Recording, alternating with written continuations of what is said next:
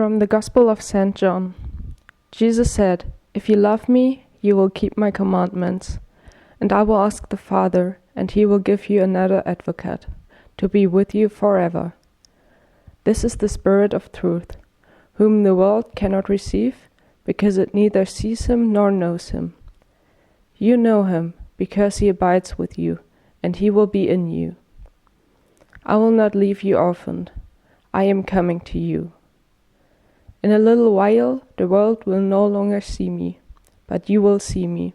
Because I live, you also will live. On that day you will know that I am in my Father, and you in me, and I in you. They who have my commandments and keep them are those who love me, and those who love me will be loved by my Father, and I will love them and reveal myself to them." Judas, not Iscariot, said to him, "Lord, how is it that you will reveal yourself to us and not to the world?" Jesus answered him, "Those who love me will keep my word, and my Father will love them, and we will come to them and make our home with them. Whoever does not love me does not keep my words, and the word that you hear is not mine, but is from the Father who sent me."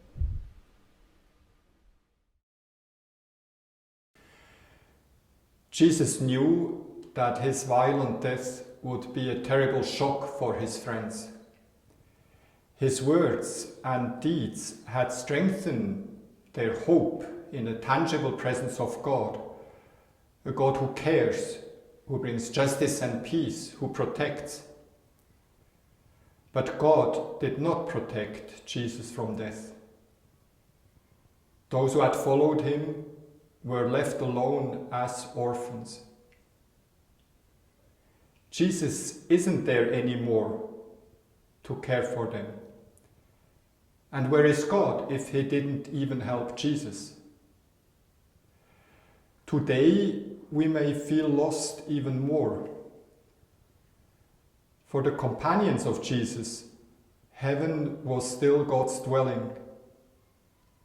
For us, the universe is a cold, anonymous infinity.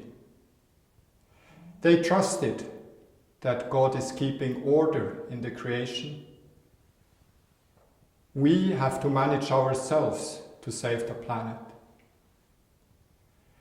And yet, we are invited to trust in a presence which is elusive and yet so real, as the message "Hoping in Season and Out of Season" says. In order to prepare his friends for a yet unknown presence of God, Jesus made them 3 promises.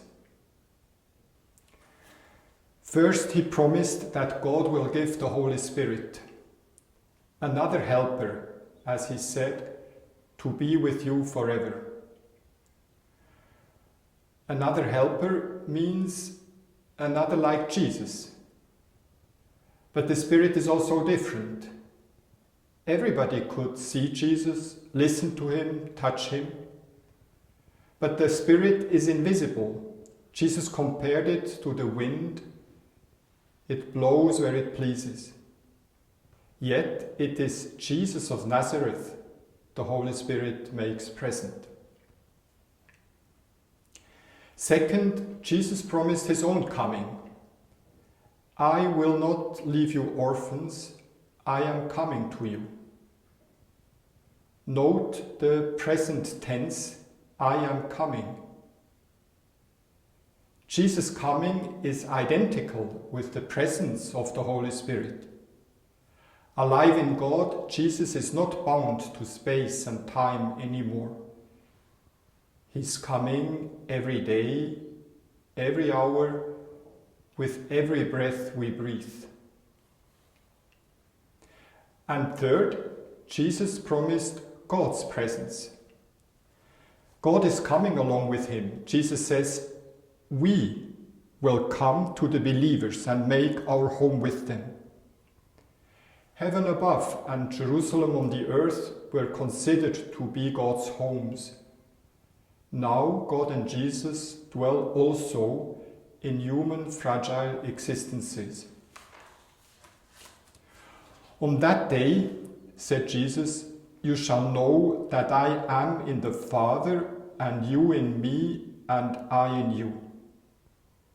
He used exactly the same phrase to express his unity with God and our unity with him. I am in the Father, you are in me. Even though Jesus has lived on earth as one of us, we cannot know him as one among others. Since he is our life, we are in him.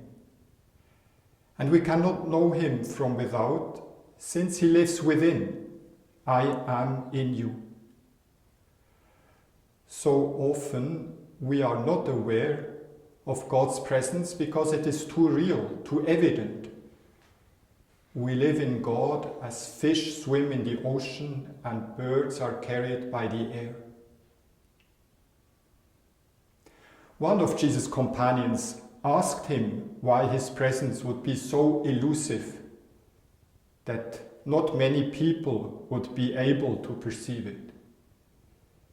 Jesus answered, "Those who love me will be loved by my Father, and I will love them and reveal myself to them." God is not a fact. God is love. Without love, there can be no knowledge of Jesus alive in God. God's elusive presence becomes certain when we love. When we keep the commandment, love each other as I have loved you. On that last evening, when Jesus said these things to his friends and introduced them into the mystery of God, the first thing he did was to bend down and wash their feet.